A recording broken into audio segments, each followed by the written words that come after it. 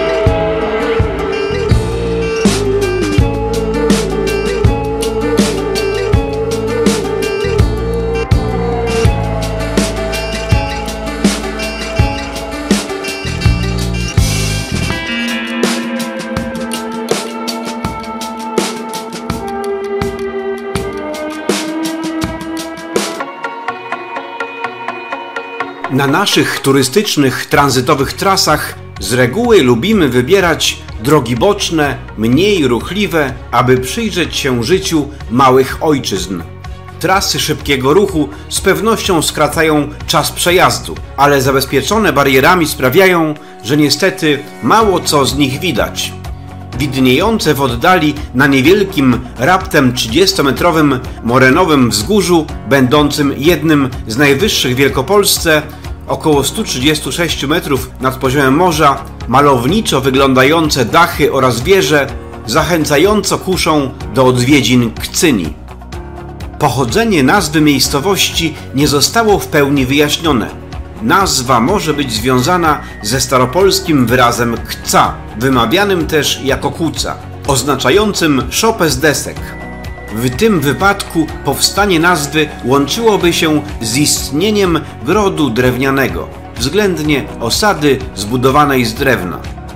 Zadbany rynek zachęca do odwiedzin tej niewielkiej, lecz malowniczej miejscowości.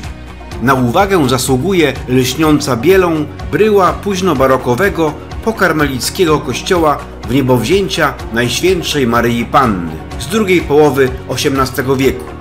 Znajdujące się wyposażenie reprezentuje głównie późny barok i klasycyzm z końca XVIII wieku. Kolejną godną obejrzenia świątynią jest najstarszy w mieście późnogotycki kościół farny świętego Michała Archanioła z 1631 roku. Ołtarz główny zrekonstruowany został w 1960 roku na podstawie fotografii z lat 30.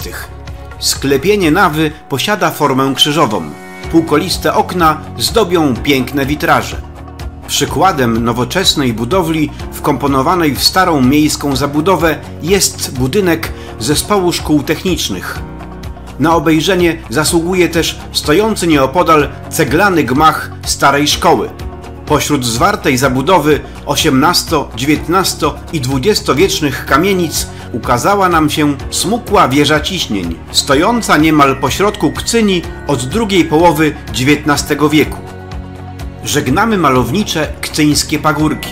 Wjeżdżając w wielkopolską równinę, przypominamy sobie z kart historii, że w 1656 roku gdzieś w tych okolicach miała miejsce bitwa wojsk Stefana Czarnieckiego ze Szwedami, gdzie niestety armia koronna poszła w rozsypkę. Cóż, często tak bywało w naszej historii, że Polak zwykle po szkodzie. Lepiej skupmy się zatem na drodze, podziwiając spokojne, syte wielkopolskie wsie, które jak widać w tym przypadku bardzo umiłowały sobie bociany.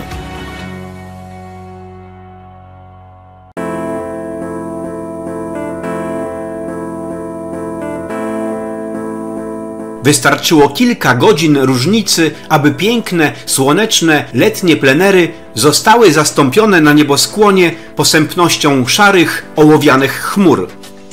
Lato w Polsce to okres bardzo dynamiczny, gdy żar tropików często graniczy z obniżającą nastrój inwazją smutnych, szarych chmur. Mimo że nasze filmowe plenery nieco sposępniały, udajemy się na zwiedzanie Chodzieży.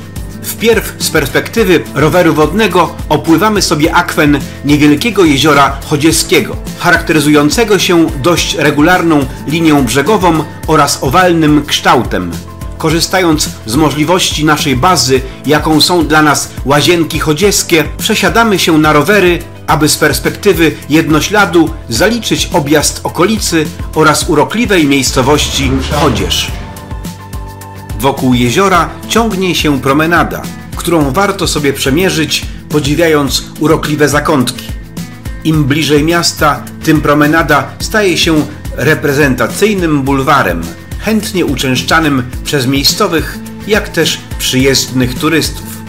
W przylegającym doń parku miejskim ujrzeć można skwer poświęcony niemieckiemu partnerskiemu miastu Notulln. Nad jeziorem znajduje się stanica Wopr oraz wypożyczalnia sprzętu wodnego. Ciekawym budynkiem, który jako pierwszy wzbudził nasze zainteresowanie, jest gmach neogotyckiego zespołu szkolnego. Najstarsze ślady osadnictwa, jakie odnaleziono w Chodzieży, datuje się na około 2000 lat przed naszą erą. Historia miejskiego dokumentu lokacyjnego na prawie magdeburskim sięga z kolei 1434 roku. Jako prywatne miasto szlacheckie rodu Pałuków stanowiło później własność wojewody płockiego Piotra Potulickiego. Językoznawcy wiążą nazwę ze słowem chodzić, która jako nazwa miejscowa oznacza przejście, miejsce przechodzenia. Będąc na chodzieskim rynku, uwagę wzbudza bryła gotyckiego kościoła świętego Floriana z pierwszej połowy XV wieku, przebudowanego w 1668 roku w stylu późnobarokowym.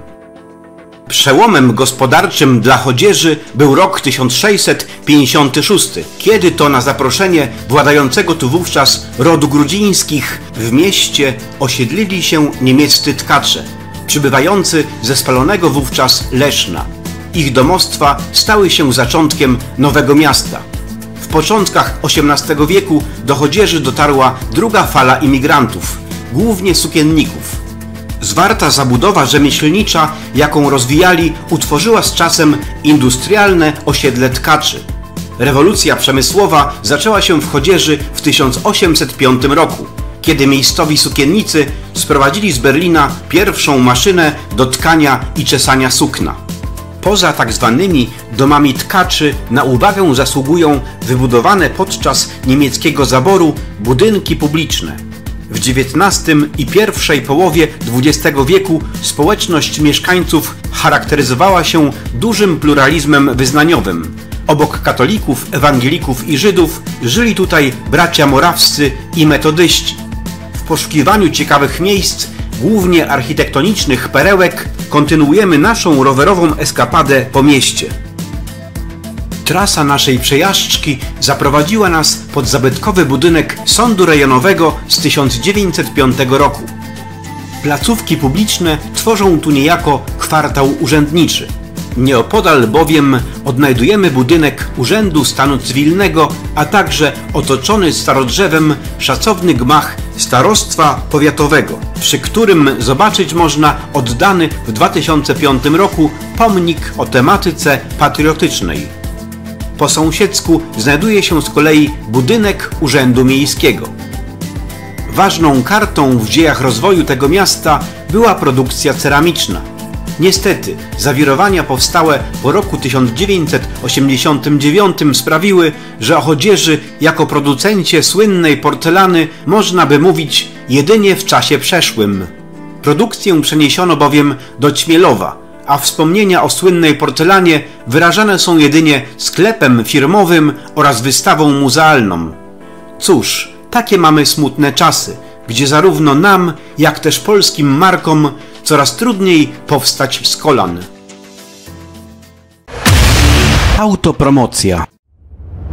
W Polskę jedziemy, czyli cudze chwalicie, swego nie znacie.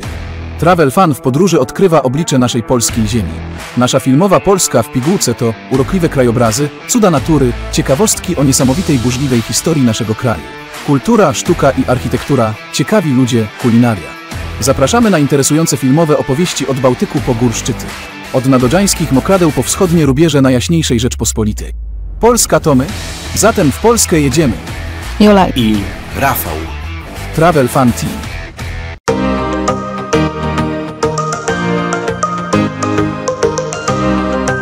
Na terenie Wysoczyzny Chodzieskiej w północno-wschodniej części Wielkopolski u zbiegu prowadzących na Gniezno i Gołańcz węzłów drogowych znajduje się Margonin.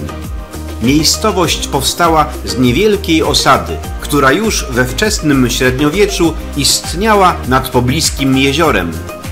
Znajdujące się tam dwa grodziska dały początek osiedlu miejskiemu. To dawne prywatne miasto szlacheckie swoją lokalizację datuje na 1402 rok. Nazwa miasta pochodzi najprawdopodobniej od imienia zaczynającego się od przedrostka Marg. Historykom nie udało się jednak ustalić konkretnej osoby. Według miejscowej legendy nazwa pochodzi od imienia krzyżackiego rycerza Margo, który zachwycił się urodą Niny, córki właściciela wsi Sułaszewo.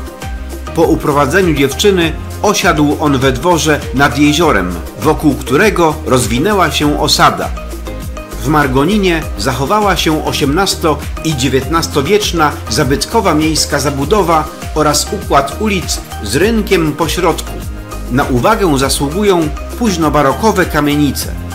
Po środku rynku znajduje się pomnik dedykowany poległym za wolność. Odsłonięto go 6 stycznia 2009 roku w ramach obchodów 90. rocznicy powstania wielkopolskiego. Będąc tu, warto także odwiedzić wybudowany na początku XVIII wieku w stylu późnego baroku kościół parafialny świętego Wojciecha. Budynek świątyni typu halowego posiada 3 nawy. Wewnątrz zachowane zostały rokokowe konfesjonały wraz z ołtarzem oraz zdobną amboną. Wychodząc ze świątyni, moją uwagę przykuło ciekawe, nieco żartobliwe malowidło, przedstawiające Matkę Boską przygrywającą na pianinie kapeli aniołków. A może jednak to święta Cecylia, patronka śpiewu, chórzystów i organistów. O tym jednak nigdzie nie ma ani słowa. Spacerując po miejscowości, warto też zerknąć na XVIII-wieczny spichlerz, ulokowany na uliczce, gdzie jakby czas zatrzymał się w miejscu. Jedną z atrakcji miasta jest jezioro margonińskie z przylegającym do plaży wolno stojącym parkiem wodnym.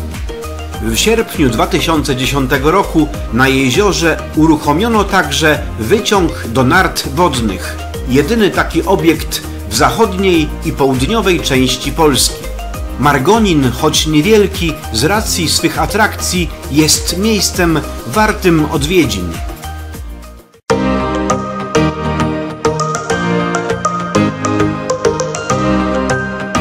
Rolnicze pogranicze Wielkopolski i Kujawsko-Pomorskiego obfituje w żyzne pola i łąki, które upodobały sobie bociany. Przejeżdżając przez dostatnie wsie, można zauważyć ową przyjaźń i symbiozę pomiędzy mieszkańcami a poczciwymi klekotami. Na północnym skraju Pojezierza Chodziewskiego, wśród malowniczych pól i lasów, ulokowany jest Szamocin. Nazwa miasta po raz pierwszy wymieniona jest w łacińskim dokumencie z 1282 roku wydanym w Dłusku i wspominającym niejakiego Jarosława z Szamocina. W 1965 roku Szamocin obchodził 600-lecie swego istnienia, a 34 lata później 250-lecie nadania praw miejskich. Spacerując po niewielkim, ale malowniczym miasteczku, odnajdujemy ciekawą XVIII oraz XIX-wieczną zabudowę, należącą niegdyś do mieszkających tu sukienników. Na uwagę zasługuje wybudowany około 1887 roku niewielki ratusz, będący siedzibą Urzędu Miasta oraz Gminy. W trakcie wizyty warto wstąpić do kościoła świętych Piotra i Pawła. Wybudowany w pierwszej połowie XIX wieku, pierwotnie był obiektem ewangelickim. Zarówno jego bryła, jak i wnętrze prezentują elementy stylów klasycystycznego oraz neoromańskiego. Wybudowana z czerwonej cegły poczta to reprezentatywny obraz typowego dla XIX i początków XX wieku budynku państwowego urzędu. Szamocin zachęca estetyką otoczenia. Piękne, zadbane klomby, cieszące oczy nasadzenia kwiatowe, granitowy bruk, ustawione w koło ławeczki, a na środku rynku efektowna pompa. Wszystko to daje miłe odczucie dobrej ręki gospodarza. Ładna, typowo małomiejska zabudowa z większości odnowionymi elewacjami zachęca do rozejrzenia się po miasteczku. Na uwagę zasługuje wyrastający z ciągu zabudowy pochodzący z pierwszej połowy XIX wieku spichlerz zbożowy. Ten podpiwniczony budynek szachulcowy, należący niegdyś do rodziny Tollerów, mieści obecnie nietuzinkową, klimatyczną galerię sztuki oraz artystycznego performansu. Zanurzając się w głąb miejscowości, uwagę przykuwa bryła pochodzącego z początków XX wieku, utrzymanego w stylu pseudobarokowym kościoła pod wezwaniem Najświętszej Marii Panny, wspomożycielki wiernych. Sprawiający wrażenie spokojnego, sielankowego miejsca Szamocin zachęca do odwiedzin wszystkich będących tędy przejazdem. W Polskę jedziemy, czyli cudze chwalicie, swego nie znacie. Travel fan w podróży odkrywa oblicze naszej polskiej ziemi. Nasza filmowa Polska w pigułce to urokliwe krajobrazy, cuda natury, ciekawostki o niesamowitej burzliwej historii naszego kraju. Kultura, sztuka i architektura, ciekawi ludzie, kulinaria. Zapraszamy na interesujące filmowe opowieści od Bałtyku po gór szczyty. Od nadodżańskich mokradeł po wschodnie rubieże Najjaśniejszej Rzeczpospolitej. Polska to my? Zatem w Polskę jedziemy. Jola I Rafał. Travel Fan Team.